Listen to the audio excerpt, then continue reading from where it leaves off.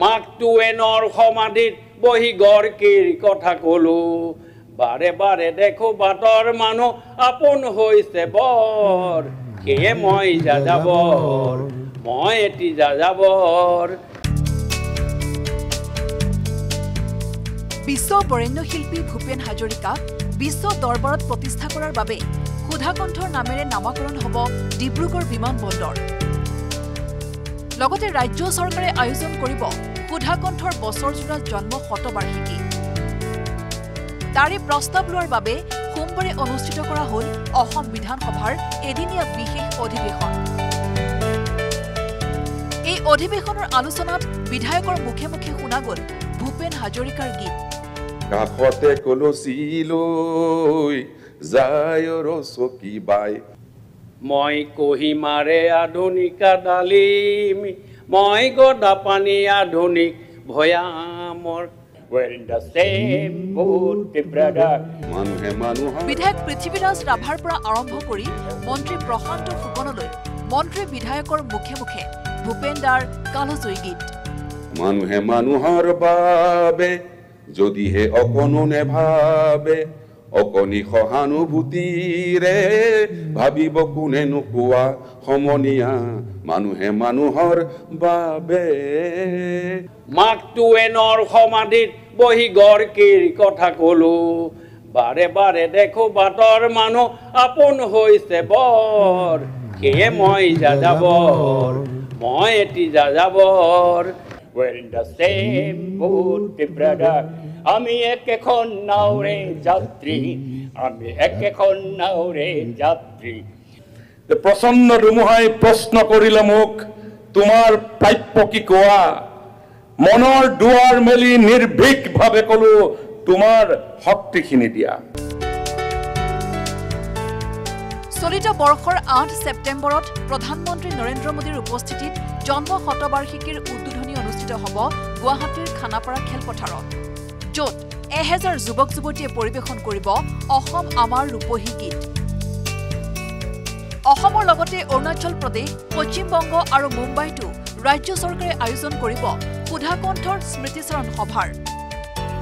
8 ছেপ্টেম্বৰত ভূপেন হাজৰিকা ডাঙৰীয়াৰ বা দেৱৰ 100তম জন্ম জয়ন্তী আমি গুৱাহাটীৰ খানাপাৰা ফিল্ডত আমি অনুষ্ঠিত কৰিম সিদিনাখনেই 1000 যুৱক যুৱতীয়ে অসম আমাৰ ৰূপহী গুণৰো নাই শেষ এই গানটি সমাজৰ সকলোৰে সন্মুখত 1000 জন যুৱক যুৱতী একেলগে গাই তাক প্ৰদৰ্শন কৰিব ইয়াৰ পৰৱৰ্তী পৰ্যায়ত ভূপেন হাজৰিকাৰ কৰ্মভূমি অৰুণাচল প্ৰদেশ তেওঁৰ জন্মভূমি বা তেওঁ শৈশৱত তাতে তেওঁ আছিলে আৰু পৰৱৰ্তী সময়ত পশ্চিমবংগ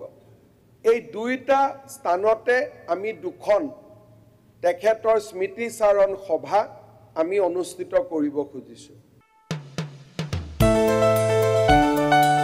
গণশিল্পীগৰাকীক চিৰযুগমীয়া কৰাৰ উদ্দেশ্যৰে ভূপেন হাজৰিকাৰ নামত মুদ্ৰা প্ৰচলনৰ চিন্তা চৰ্চা কৰিছে চৰকাৰে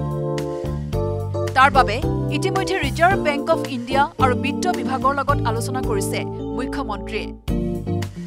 ইয়াৰ লগতে জন্ম শতবাৰ্ষিকীৰ লগত সংগতি ৰাখি ভূপেন হাজৰিকাৰ জীৱনৰ ওপৰত লেখিকা অনুৰাধা শৰ্মা পূজাৰীয়ে লিখি উলিয়াইছে এখনি গ্ৰন্থ ভাৰতৰ 23টা ভাষাত অনুবাদ কৰা হ'ব গ্ৰন্থখন দেশৰ 4 লাখতকৈ অধিক মহাবিদ্যালয় আৰু বিশ্ববিদ্যালয়লৈ প্ৰেৰণ কৰা হ'ব গ্ৰন্থখন ভূপেন হাজৰিকাৰ নামত এটা মুদ্ৰা কইন্স ৰিজাৰ্ভ বেংক অফ ইণ্ডিয়াৰ দ্বাৰা এটা কইন্স আমি নিৰ্মাণ কৰিব খুজিছো ভূপেন হাজৰিকাৰ নামত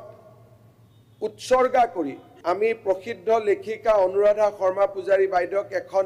পুথি লিখিবলৈ অনুৰোধ কৰিছিলো এই পুথিখন আমি 23টা ভাৰতীয় ভাষালৈ আমি ৰূপান্তৰ কৰিম চৰকাৰে বছৰজোৰা কাৰ্যসূচীৰে জন্ম জয়ন্তী উদযাপন কৰাক লৈ সমৰ্থন আগবঢ়াইছে প্ৰদেশ কংগ্ৰেছৰ সভাপতি গৌৰৱ গগৈ আৰু ৰাইজৰ দলৰ সভাপতি অখিল গগৈ অসম বিধানসভাৰ বিশেষ অধিৱেশনৰ অধীনত ডিব্ৰুগড় এয়াৰপোৰ্ট নামকৰণ কৰা যাব উদাগন্ত ভূপেন হাজৰিকাৰ নামত এটা গুৰুত্বপূৰ্ণ সিদ্ধান্ত,